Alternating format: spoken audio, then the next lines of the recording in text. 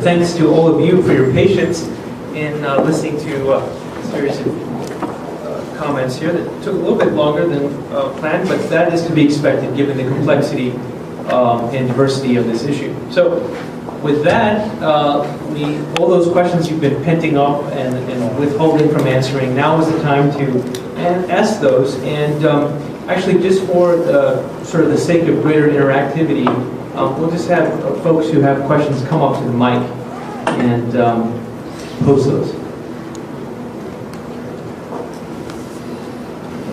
Oh, come on. That mic there? Yeah.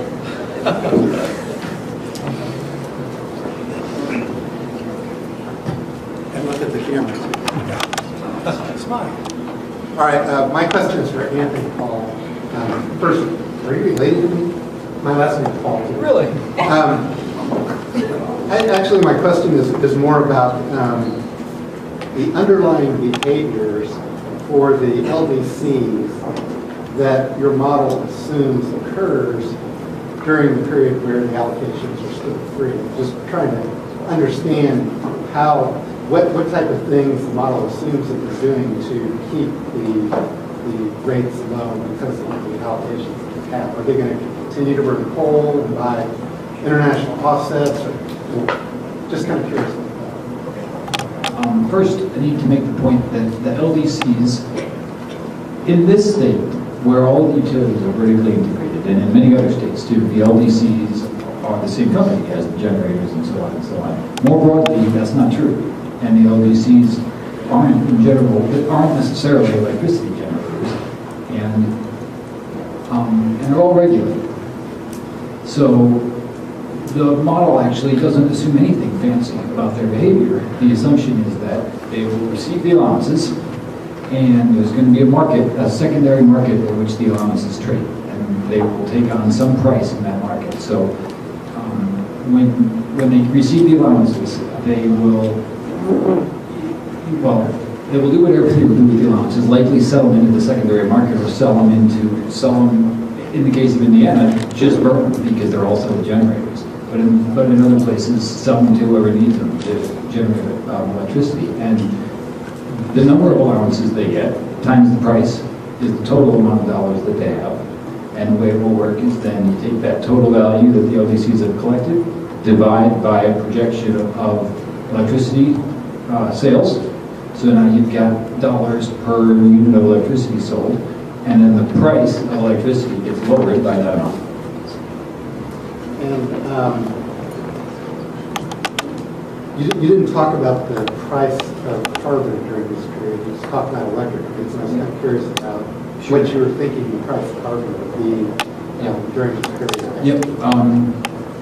Well, basically, the price of carbon, there's a whole lot of economics research, but the idea is that it's likely to rise over time at the discount rate of generators who need them.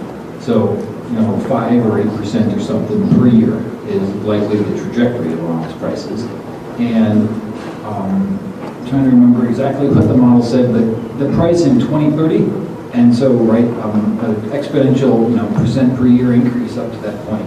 I think that we got a number of around 30 something dollars, which is consistent more or less that the other folks who have big models like this also get prices by 2030 in the neighborhood of 30 something dollars. And you have to understand that is really unique to this bill. Other kinds of bills that have different levels and different amounts of offsets and so on can yield totally different prices. But in this case, 30 something dollars by 2030. And then, do you have any work looking at what happens beyond 2030 when the allocations have completely dried up and the total number of allowances will be reduced by an additional 50% over the life of the bill? I don't. My model is kind of a technology-based model. And the further out into the future you go, the more nonsense it becomes. So it just doesn't make any sense to run my model beyond 2030. But the EIA model is similar. But the EPA, the analysis that the EPA is doing now is kind of a staged thing. And the first model that they use is called ADAGE, and I can't remember what it stands for, but it's a general equilibrium model that I think solves over a 100-year horizon and is not technology-based in many ways, lacks a lot of detail, but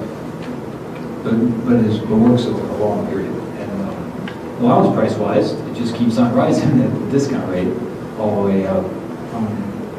But I don't have any, I can't speak too well about what I have there.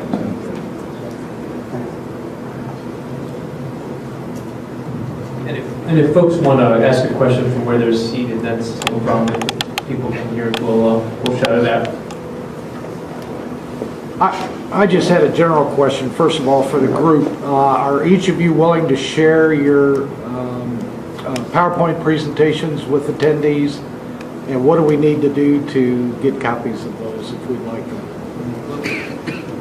Well, we have a list of I think we have a list of everyone's email address, and we have collected them all. So we'll upload those on the Green Business Network site. Okay. Yes, we will email you the presentations as well as upload to the our website, Green Business Network site, and perhaps HEC, environmental site. The website, the Green Business Networking site, has the contact information for all of the speakers and all of the resources after the presentation. So don't panic. I know it's an information overload, but we'll take care of that and you'll have all of the details. So that's a great question.